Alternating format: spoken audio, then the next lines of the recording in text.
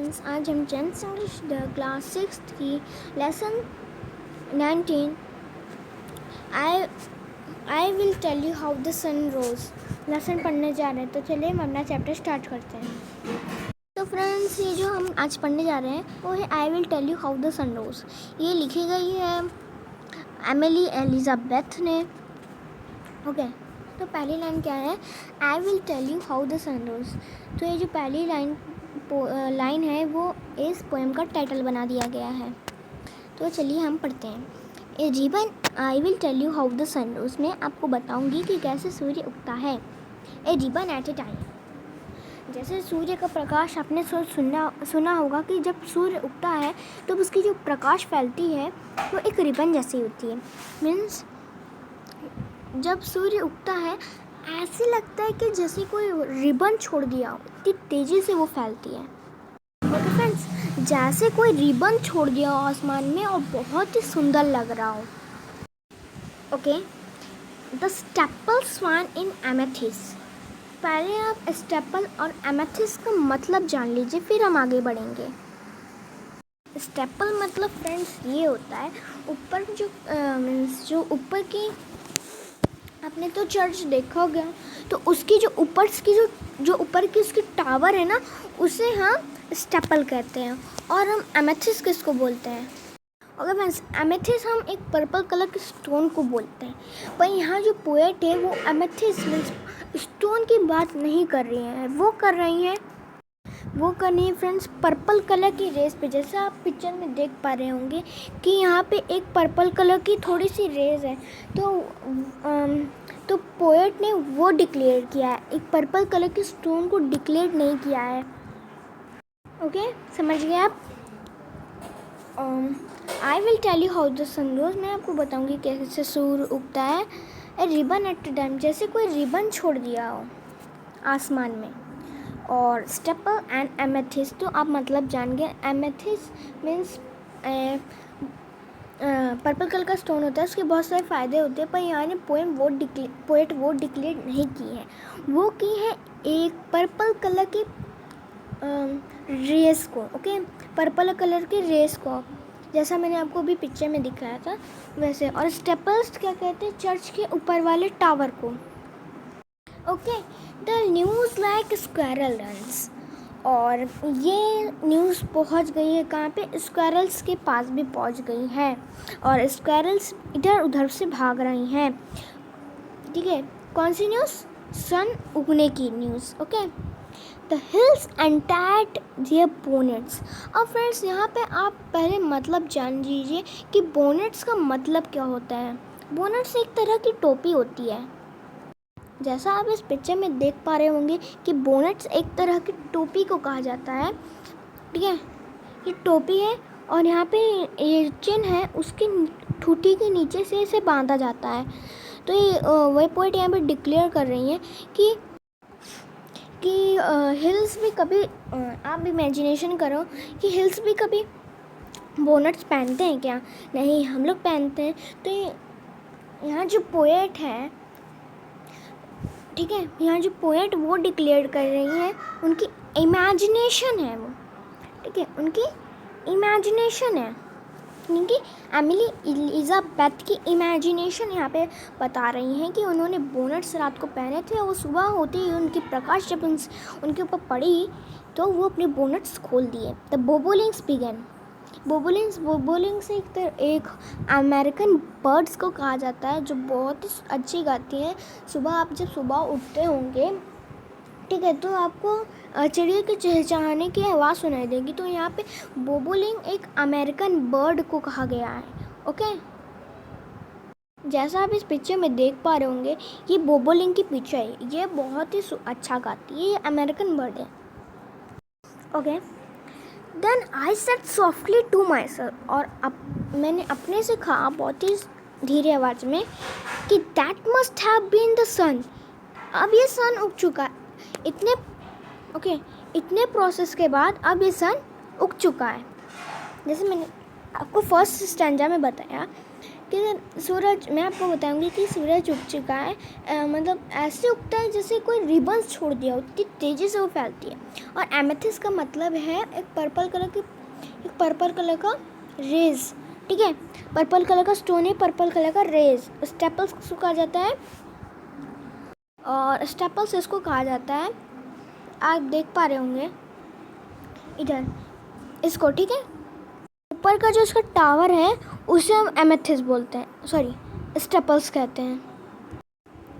Okay, इतने process के बाद अब सन उग चुका है। अब स्क्वायरल्स भी इधर उधर भागने लगी और हिल्स ने भी अपने बोनेट्स खोल दिए हैं और बोबलिंग स्टार्ट हो गई है, चहचहाना। और मैंने खुद से कहा कि अब तो सूर्य इतने प्रोसेस के बाद उग चुका है, ठीक है। But how he sets I know not, पर इतनी जल्दी सेट्स हो गया मुझे नहीं पता। तो यहाँ फ्रेंड्स, जो एलिज़ाबेथ अपने सामने जो इमेजिनेशन देख पा रही हैं वो हमें यहाँ पे दी गई हैं, शेयर कर रही हैं वो हमारे साथ, ठीक है। और ये जो दो स्टैंजा था ऊपर का, ये था राइज के बारे में, राइज मतलब उगना, ठीक है। और ये दोनों दी गई है सनसेट के बारे में, ठीक है, सेट के बारे में, जब सूरज सेट होता है, ढल जाता है जब, ठीक है।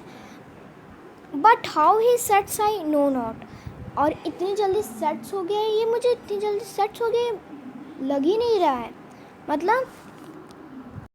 मतलब कि मैंने अपना पूरा दिन इसी में बिता दिया, इमेजिनेशन करने में। There seems a purple stile, देखिए फ्रेंड्स यहाँ पे सीम्ड पर्पल स्टाइल क्यों बोला गया है। जब देखिए आप जब सूर्य की रेस देख रहे होंगे, जब वो ढलती है तो थोड़ा पर्पल रहती है, थोड़ा येलो रहती है, ठीक है, कलर्स डिफरेंट कलर्स की होती है। तो वो जब ढल रहा था तो जो सूरज है वो स्टाइल पे पड़ती है। स्टाइल क्या होता है, देखिए फ्रेंड्स, जैसा आप इस पिक्चर में देख पा रहे हैं कि ये होती है स्टाइल्स। ये स्टाइल्स क्यों लगाए जाते हैं, क्योंकि जो जानवर होते हैं वो इस पार ना आए और जो ह्यूमन बींग्स हैं बस इस पार से उस पार कर सकें, ठीक है। ओके, पर्पल स्टाइल में जब वो जाने लगता है, सूरज ढलने वाला होता है, तब क्या होता है कि उसकी रेस धीरे धीरे कम होती रहती, तो वो कम होती स्टाइल पे पड़ती। तो इसलिए यहाँ पे कहा गया है purple style, which little yellow boys and girls, जो छोटे छोटे जो बॉयज़ हैं और गर्ल्स हैं वो जो चढ़ने की कोशिश कर रहे थे पिक्चर में, तो उनके ऊपर येलो रेस पड़ रही है। अब येलो रेस यहाँ पे क्यों किया गया है, जैसे मैंने आपको बताया कि डिफरेंट रेस जब अस्त होती है, मीन्स जब जाने लगती है, तो वो बॉयज़ एंड गर्ल्स पे भी बढ़ी। तो यहाँ पे इसलिए येलो बॉय मतलब उनके ऊपर जो रेस है वो किस कलर की पड़ी, येलो की पड़ी।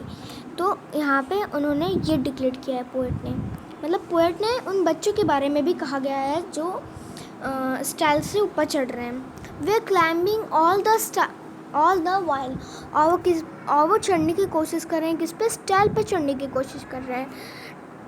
Till when they reach the other side, और जब वो दूसरे तरफ पहुँचे, मीन्स स्टाइल के दूसरे तरफ पहुँचे, एक डोमिन इन ग्रे, और वहाँ से एक डोमिन मतलब एक पुजारी भी कहा सकता है, चर्च के पुजारी को, और एक स्कूल मास्टर को भी कहा जा सकता है, ठीक है, तीन कहा सकते, और एक शेफर्ड, एक चरवाहे को कहा जाता है।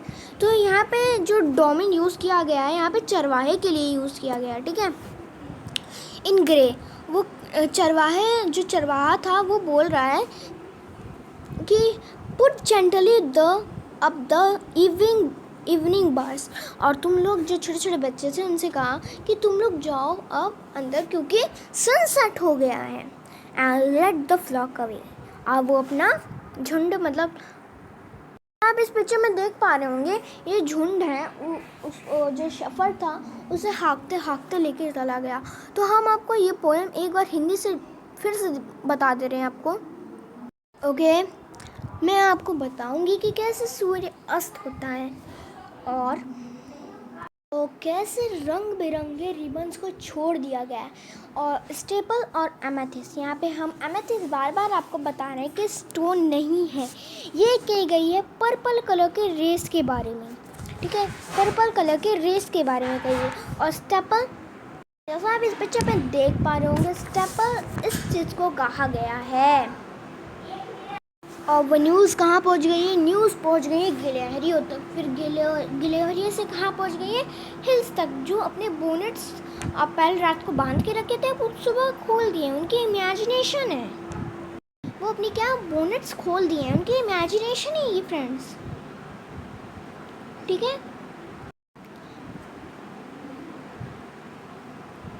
ओके, और जो बोबोलिंग्स हैं, ये जो बर्ड आप स्क्रीन पे देख रहे हैं, वो भी चहचहाना शुरू कर दिया। मैंने अपने आप से धीरे से बोला कि इतने प्रोसेस के बाद अब सनराइज़ हो गया है, और मुझे पता भी नहीं चला, मैंने इमेजिनेशन में इतना खो गई थी कि सनसेट भी हो गया। ऐसे में पर्पल स्टाइल, और मैं क्या देख रही हूँ कि जब सूरज पीछे, मतलब सूरज की रेस जब ढलने लगी, पीछे आने लगी, ठीक है, तो वो पर्पल स्टाइल, यहाँ पे पर्पल स्टाइल इसलिए बोला गया है फ्रेंड्स क्योंकि ये स्टाइल पे पड़ रही है, तो ये पर्पल पर्पल दिख रहा है, ठीक है। और येलो बॉयज़ एंड गर्ल्स इसलिए बोला गया है, जो बच्चे हैं वो थोड़े मीन्स येलो दिख रहे हैं क्योंकि उन पे भी येलो रेस पड़ रही है।